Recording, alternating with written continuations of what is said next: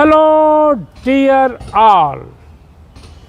This is Chandrabhan Prasad once again और दलित note power पर आप सभी का फिर से स्वागत है। आज हम हैं गौरव अपार्टमेंट दिल्ली में। पूर्वी दिल्ली में यह अपार्टमेंट दलित समाज के रिटायर्ड या वर्किंग लोगों ने बनाया था और इस अपार्टमेंट में दलित लोग ही रहते हैं, कुछ लोग नए किराए पर होंगे। और मैं यह कह सकता हूँ, मैं इसी एरिया में रहता हूँ, जितना हरा भरा यहाँ का सब माहौल है, जितना प्लांटेशन है, बड़े बड़े पेड़ हैं जो आप वीडियो में देखेंगे, उतना शायद किसी के पास नहीं होगा। और इस समय इसके प्रेसिडेंट इंजीनियर राजेंद्र साहब हैं, जो हमारे बहुत पुराने दोस्त हैं। इन्होंने अभी बता रहे थे कि हमने अपनी सोसाइटी को इस तरह से बनाया और मेंटेन किया है कि ताकि कोई यह न कह सके कि देखो शेड्यूल कास्ट के लोग कैसे रहते हैं। शुक्रिया राजेंद्र साहब, इंजीनियर साहब और शाह साहब, आपका शुक्रिया। आप जो है डिफेंस से रिटायर हुए हैं दिल्ली से ही। और आपकी उम्र कितनी होगी? 88 है, लेकिन देखिए अभी कितना फिट लग रहे हैं। और सेकंड फ्लोर पर आपका घर है, वहाँ से आते हैं जाते हैं। आपकी पढ़ाई कितनी थी? पढ़ाई तो लास्ट तक मैं MA economics with statistics and LLB from Delhi university किया था। अच्छा, तो आप कहाँ के रहने वाले हैं? मैं रहने वाला हूँ उत्तर प्रदेश में, डिस्ट्रिक्ट अलीगढ़ है। अलीगढ़ में? हाँ, उसके तहसील हेडक्वार्टर है सिकंदरा राव। हाँ, उसके पास पुरदिलपुर एक कस्बा है, वहाँ का रहने वाला हूँ। गांव का नाम क्या था? पुरदिलपुर कस्बा है। तो आपका जन्म कब हुआ था सर? मेरा जन्म 1 अप्रैल 1937 का है। अरे वाह, तो बहुत सीनियर सिटीजन है आप अपने समाज के। काफी। और आप जब होश आई 6-7 साल के हुए तो किस तरह का भोजन मिलता था घर पर? घर पर भोजन तो ठीक ही ठाक था, क्योंकि बेसिकली हम लोग जो है ना किसान थे, तो अनाज तो घर में होता था। तो ऐसा कितनी ज़मीन रही होगी? ज़मीन तो काफ़ी थी, नियर अबाउट 200 बीघा थी। 200 बीघा? जी हाँ। अरे वाह, देखिए हमारे बीच एक दलित समाज के 6 भाई थे, रिटायर्ड ऑफिसर हैं। इनके यहाँ 200 कौन सा बीघा? बड़ा वाला छोटा वाला? छोटे वाला बीघा, लेकिन फिर भी 200 बीघा तो बहुत अच्छी ज़मीन है। पिताजी क्या करते थे? पिताजी खेती करते थे। और आपके भाई लोग वो भी खेती करते थे। कितने भाई बहन होगा? हम 6 भाई थे। अच्छा, बहन नहीं थी कोई। तो 6 भाई में सभी लोगों ने पढ़ाई लिखाई कर लिया? सब ने इतना नहीं किया, वही छोटा लिटरेरी ज्ञान था बस। हाँ। अच्छा, तो आपको आर्थिक कठिनाई नहीं हुई होगी?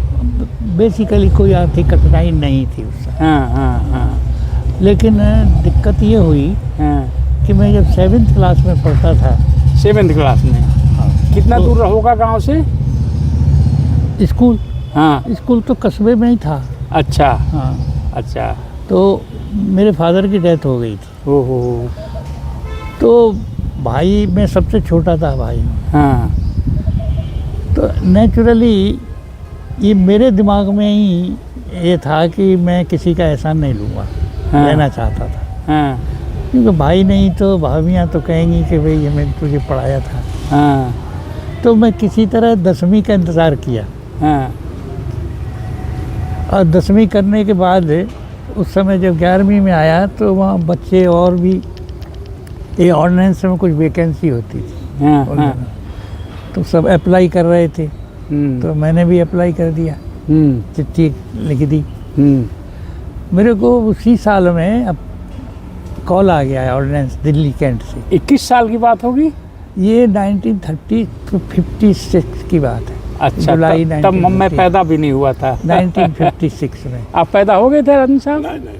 अब भी नहीं। तो मैं दिल्ली आया और उस समय ज़रा नौकरी इतना टफ नहीं था इजी था मेरे ख्याल में, उस समय इजी था। मैं जो देखा यहाँ दिल्ली में आके काफ़ी इजी था, मिल जाती थी लोग। तो काम क्या था आपका? काम मेरा था यही ऑर्डिनेंस में, वो नेचुरली जो व्हीकल सप्लाई होते हैं ना आर्मी को, उनका डिपो था वो। तो उसमें वही जिस एरिया के लिए व्हीकल फील्डिंग का था, गाड़ियाँ, आर्मी की गाड़ियाँ। हाँ, right from tank to motorcycle. Oh, tanks to bike तक के साथ। बाइक तो बुलेट ही रहती होंगी। बुलेट ही थी उस समय बुलेट ही था। यही रॉयल एनफील्ड। तो नौकरी करने लग गया।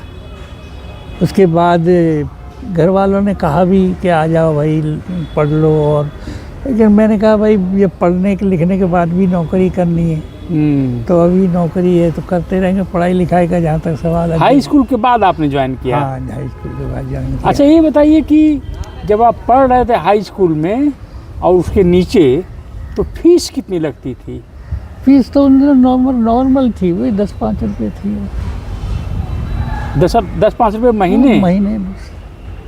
ये तो अपर कास्ट की फीस थी।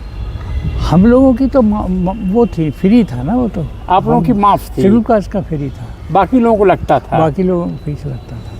अच्छा, चूंकि आप आर्थिक रूप से संपन्न परिवार से आते थे, अगर मान लीजिए 5 रुपया महीने की फ़ी जो बता रहे हैं, 5 या 4 जो भी हो, हाँ, अगर आपको भी देना पड़ता, हाँ, तो क्या पढ़ाई आगे कर पाते आप? मेरे हिसाब से तो जो मेरा घर की पोजीशन थी उस हिसाब से तो मुश्किल नहीं था, पढ़ सकते थे आप? पढ़ सकता था। वजीफ़ा भी मिलता था आपको? नहीं, वजीफ़ा तो 12th के बाद मिलता था ना, 9th से पहले तो मेरिट पे होता था। अच्छा अच्छा अच्छा। हाँ।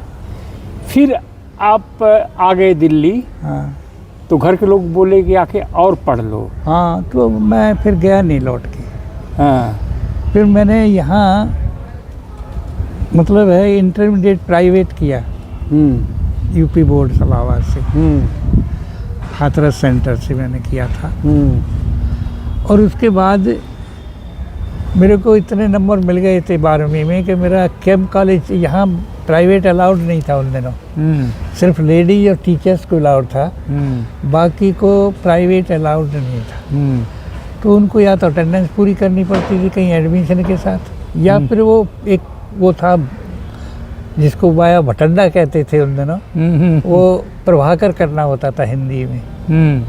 वो करने के बाद फिर 3 सब्जेक्ट में बीए करना होता था, तब जा कर के ग्रेजुएशन हो पाता। लेकिन मुझे यहाँ एक दिल्ली यूनिवर्सिटी, उसका पंजाब यूनिवर्सिटी का एक कॉलेज चलता था, नाइट कॉलेज।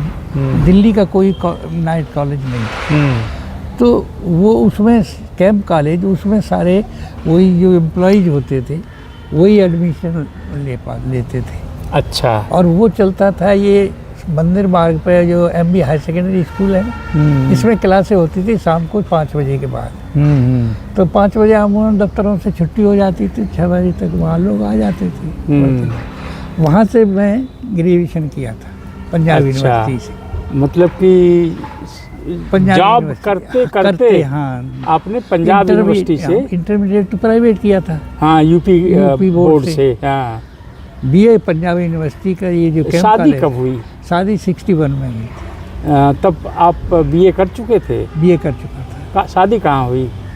एटा से हुई थी मेरी शादी। गांव वालों ने तय किया? हाँ, घर वालों ने? हाँ, घर वालों। अच्छा, आप बता रहे हैं कि आपको फीस वगैरह नहीं लगती थी। ये जो आपके साथ के कुछ लोग इंटरमीडिएट वगैरह किए होंगे वहीं से? हाँ, हाँ, उनको वजीफा मिलता था?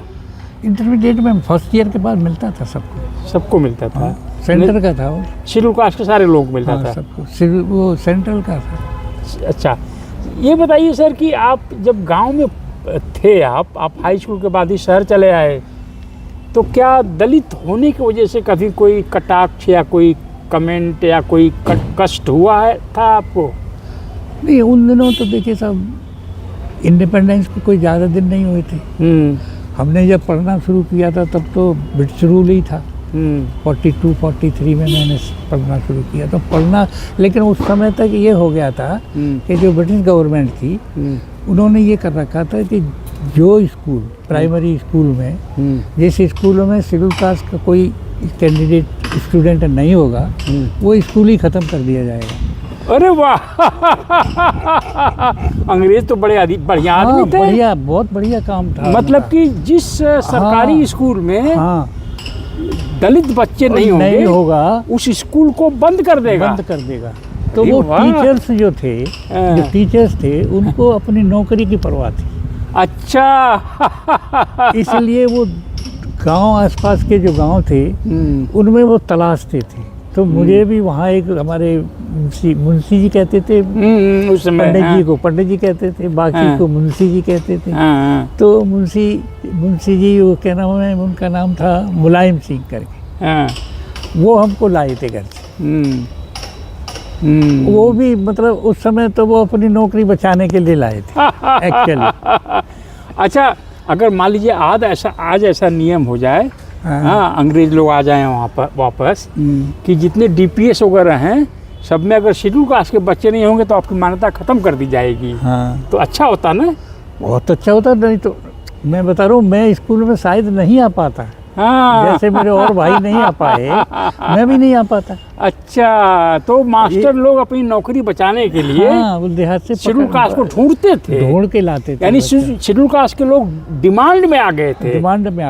अच्छा तो आपने जो सवाल किया कि उस समय छुआछात या उसका कोई, वो तो उस समय ब्रिटिश पूरी तरह से मतलब है कि मनुस्मृति कॉन्स्टिट्यूशन लागू था। तो ये तो नेचुरल था। हमारे साथ जो राजपूतों का एक आध दो बच्चा जाता था, उनके हम लौट के आते थे, उनकी माएँ उन पर ऐसे छींटा मारती थी। हाँ, छींटा मारती कि मेरा बच्चा गया है, वो हो गया। शेड्यूल कास्ट के बच्चे भी पढ़ते हैं, तो अपवित्र हो गया होगा। हाँ, तो छींटा मारती थी, पानी से पवित्र करती थी। हाँ, तो ये तो था। लेकिन उस समय तक जो ब्रिटिश गवर्नमेंट थी, मैं कहूँगा एक तरह से मेरे ख्याल में तो जो 1923 में जो साइमन कमीशन आया था और उसने सोशल स्टेटस और सोशल सेटअप का यहाँ जो स्टडी किया था, उसका काफ़ी असर था। अच्छा। और उसी की वजह से ये सब स्कीमें आई थी काफ़ी, मतलब क्योंकि ये बाकी यहाँ के जो लोग थे वो तो ये कॉन्स्टिट्यूशन तो था नहीं। उनका कॉन्स्टिट्यूशन तो मनुस्मृति कॉन्स्टिट्यूशन था, है ना। तो वो उस समय प्रिवेल कर रहा था। फिर तो मैं प्री इंडिपेंडेंस की बात कर रहा था। तो जब आप नौकरी के लिए अप्लाई किए, हाँ, तो क्या कैसे पता चला कि यहाँ पर भर्ती हो रही है? पेपर में आया था। अच्छा। हाँ, वो ऑर्डिनेंस में काफ़ी वैकेंसी थी। तो क्या उन्होंने इंटरव्यू में क्या पूछा? आपने सर्टिफिकेट लगाया था कि आप शेड्यूल कास्ट के हैं? वो तो नेचुरल था। अच्छा। लगाना ही था। हाँ, वो वैकेंसी थी। हाँ, तो उस समय हाई स्कूल के एजुकेशन के बाद नौकरी क्या मिल जाती थी? हाँ। अच्छा। लोग पहले बाद में ये टाइपिंग वाइपिंग बाद में सीखते थे, ये कंपलसरी नहीं था उस समय तक।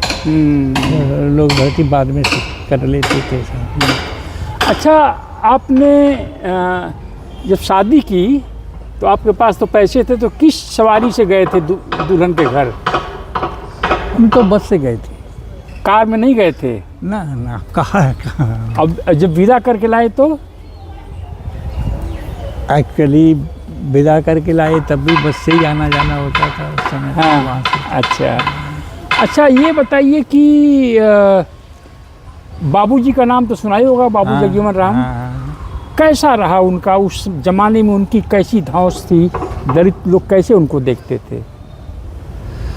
मतलब है कि अपने इलाके में तो उस समय डॉक्टर अम्बेडकर का तो इतना नाम नहीं देहात में पहुंच पाया था। लेकिन बाबू जगजीवन राम का ही नाम पहुंच पाया था देहात में। तो आपके समय के आपके पिताजी वगैरह या काका जी, अंकल वगैरह बाबूजी के बारे में क्या बातें करते थे? बाबूजी के बारे में तो उस समय तो मतलब वही एक नेता थे। तो सब अच्छा ही बात करते थे। क्या यह सही है कि बाबू जगजीवन राम लोगों को बहुत सारा पोस्ट ऑफिस में और रेलवे में भर्ती कर दिया करते थे? सुना है कभी आपने? ये सुना था कि उन्होंने मतलब है कि रेलवे में और जिस डिपार्टमेंट को संभाला उसमें जहाँ तक एक्चुअली उस समय तक ये हो गया था कि रिजर्वेशन का जो वैकेंसी थी ईयरमार्क हो गई थी। रिजर्वेशन हो चुका था, तो उसको पूरा करना जरूरी था, लेकिन सब कोई जरूरी नहीं करता था। बाबूजी करते थे, लेकिन ये अपना एफर्ट्स करते थे जहाँ तक हो सकता था। उनका कभी आपने भाषण वगैरह सुना था? बाबूजी का? हाँ, बाबूजी का सुना था। अच्छा, आप थोड़ा कुछ याद होगा आपको कि उनको जगजीवन राम की जगह बाबू जगजीवन राम क्यों कहने लगे थे लोग? अब ये हमको पूरी हिस्ट्री तो नहीं पता, लेकिन उस समय उनको बाबू जगजीवन राम ही कहते थे। हो सकता है कि ये कांग्रेस के जो नेता थे जिनके संपर्क में थे, उन्होंने कहना शुरू कर दिया हो। तो बाद में जो है उनका एजुकेशन जो था एमएससी थे, एमएससी फर्स्ट क्लास थे, एमएससी थे, पढ़े लिखे थे। तो उस समय वो जिनके जो उनका शैली, रहन शैली, कपड़े लत्ते सब जो है। अच्छा, तो ये बताइए, इंदिरा गांधी का नाम सुना है आपने? हाँ, खूब अच्छी तरह से। अच्छा। इंदिरा गांधी को तो पढ़ा भी हमने। इंटरमीडिएट में जो था तो एक बुक लगी हुई थी इंग्लिश में, letter from father to her daughter. अच्छा, हाँ। तो पंडित जवाहरलाल नेहरू के उसमें लेटर्स थे जो इंदिरा गांधी को उन्होंने लिखे थे। तो अब उस समय पता लग गया था कि तो आपके समय के लोग जो है, जो आपसे सीनियर हो गए, आप तो बहुत कम कच्ची उम्र के थे, दलित लोग इंदिरा गांधी के बारे में क्या ख्याल रखते थे? देखिए, हमारे टाइम में वो जो टाइम था, जिस टाइम में मैंने शुरू किया, उस समय तो इंदिरा गांधी कोई ज़्यादा बड़ी नहीं थी। वो तो वो हमारी तरह स्टूडेंट ही थी। अच्छा, जब आप नौकरी में आ गए, कभी गांव जाते थे, उस समय इंदिरा गांधी के बारे में क्या कहते? इंदिरा गांधी के बारे में उस समय तक तो, खास करके जब वो पॉलिटिक्स में आ गई थी, उसके बाद तो उनका काफ़ी देहातों में भी नाम पहुंच चुका था। अच्छा, दलित लोग क्या कहते थे इंदिरा गांधी को? दलित लोगों के मन में ये था कि उसने जो 2-4 काम किए थे, उसकी वजह से ये हो गया था कि भाई इसका रुख जो है ना, गरीबों के फेवर में है। 2-4 काम क्या? जैसे मतलब है कि वैकेंसी भरना। इंदिरा गांधी के समय वैकेंसी भर जाती थी, काफ़ी भरी। अच्छा, और क्रिएशन भी किया, आपको जॉब क्रिएशन भी किया। जैसे 1969 में जो वो ये जो बैंक नेशनलाइजेशन हुआ था, उसमें बहुत सारे लोगों को नौकरी मिल गई थी। और मैं तो ये मानता हूँ आज के समय में कि जो शेड्यूल कास्ट में मिडिल क्लास पैदा हुआ, मिडिल क्लास क्रिएट हुआ है, ये मतलब जो इंदिरा गांधी का पीरियड था, उस पीरियड में जो काम हुआ, जैसे बैंक नेशनलाइजेशन हुआ, अलग उसका कमीशन बना, है ना, रेलवे में अच्छी खासी भर्ती हुई, उसकी वजह से जो लोग सर्विस में आए, उनकी फैमिली जो है ना ऊपर आ गई। ये तो आप बहुत बड़ी बात कर रहे हैं कि इंदिरा गांधी के समय इतनी नौकरियां मिली कि उसी समय दलित का मिडिल क्लास बनना शुरू हुआ। ये 1969 का जो मैं ये मानता हूँ, मेरा अपना ये कैलकुलेशन है कि जो 69 में जो वो हुआ, क्या नाम है, बैंक नेशनलाइजेशन, उसमें इतने लोगों को नौकरी मिल गई कि हर फैमिली से नहीं तो कम से कम 25% फैमिली से एक आध कैंडिडेट उसमें बैंक में आ गया। और उसकी वजह से मैं तो ये मानता हूँ कि जो मिडिल क्लास क्रिएट हुआ शेड्यूल क्लास में, वो उसके बाद ही शुरू हुआ, उसी के बाद में हुआ। तो बहुत सारे तो दलित बोलते हैं कि इंदिरा गांधी मनुवादी थी। ये तो अपना मानने का यार जो अगर उनको देखा जाए तो मैं जो याद करता हूँ शुरू से ही कांग्रेस का जो पीरियड था, चाहे 1951 से बात करता हूँ, 1951 में जो लैंड रिफॉर्म एक्ट आया था, जिम्मेदारी एबोलिशन, हाँ, उसमें शेड्यूल कास्ट को काफ़ी, क्योंकि सबसे ज़्यादा यही लोग सताए जाते थे जमींदारों के द्वारा, है ना। मुझे याद है कि मेरे फादर ने, जो हमारा घर था उसके साथ बैठक थी जहाँ बैल भैंस बांधे जाते थे। जब फैमिली बड़ी होने लगी तो उसका घर बना दी, बाखर बना दी, उसके लिए जगह नहीं थी। क्या बाखर? हाँ, जहाँ पर जानवरों को बांधते थे? नहीं, घर जिसमें लोग रहते थे। अच्छा, हमारे यहाँ बकरी बोलते थे ईस्टर्न यूपी में। अरे अच्छा, तो ये घर हाँ, मिट्टी का था या ईंट का? ईंट का, मिट्टी का, ईंट का। अच्छा, पक्की दोनों ईंट का नहीं, हाँ, कच्ची ईंट का। अच्छा, ठीक है, ठीक है। हाँ हाँ। तो वो जो है ना, अब उसके लिए जो जगह नहीं थी, तो अपना घर के पीछे अपना खेत था, उसमें मकान बनाना तो नहीं, एक दीवार खड़ी करके छप्पर डाल दिया था फूस का। उसमें अपनी ये कुट्टी काटने की मशीन वगैरह लगा दी थी, बैठक, चारा काटने की मशीन। हाँ, बैठक बना दी थी। तो क्या भैंस और बैल थे घर पर? हाँ हाँ हाँ, तो खेती होती थी तो बैल भैंस तो थे ही। तो उनका भैंस से तो दूध भी मिलता होगा। हाँ, तो क्या बचपन में आपको दूध पीने को मिलता था? हाँ, दूध तो मिलता था, घर में दूध होता था। कभी कभी घी भी खाने को मिलता था? घी भी मिलता था। अब तो जमींदार परिवार के हैं।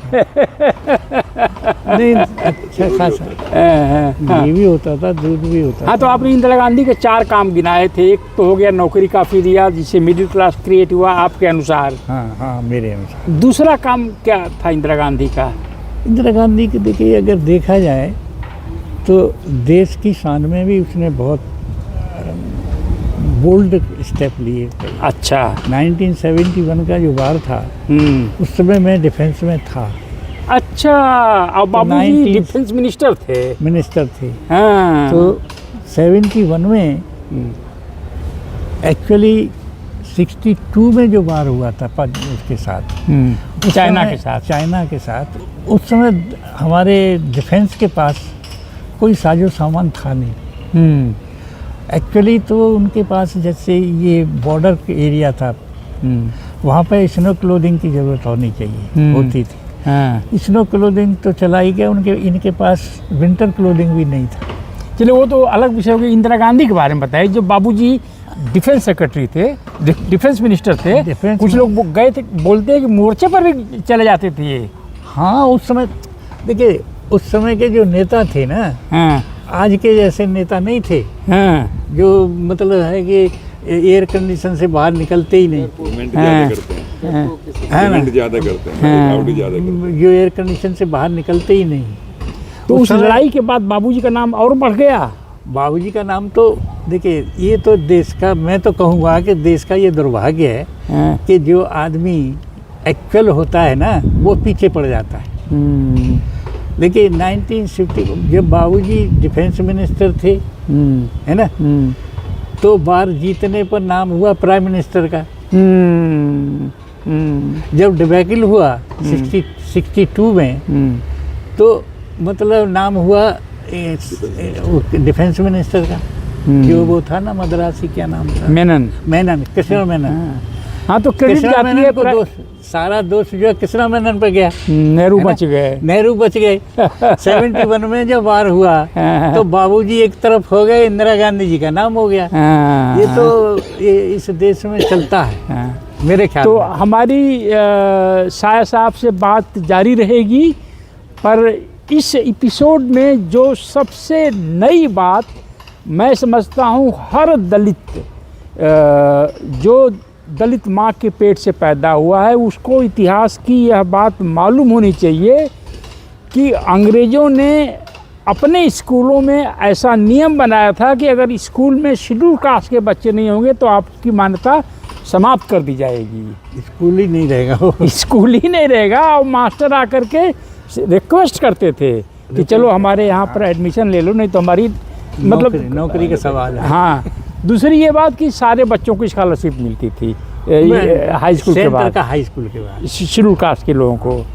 तो और इनको उसमें नौकरी आसानी से मिल गई और ये आ गए डिफेंस कैंट, दिल्ली कैंट में आ गए। और अब इसके आगे थोड़ा पॉलिटिकल क्वेश्चन करेंगे, तो आप लोग इसको वॉच करते रहिए। दलित नोट पावर का यह एपिसोड कैसा लगा? अगर अच्छा लगा तो उसको फॉरवर्ड करिए, सपोर्ट करिए, और हम जल्दी ही हाजिर होंगे दूसरे एपिसोड के लिए। Thank you sir. जय भीम, जय भारत।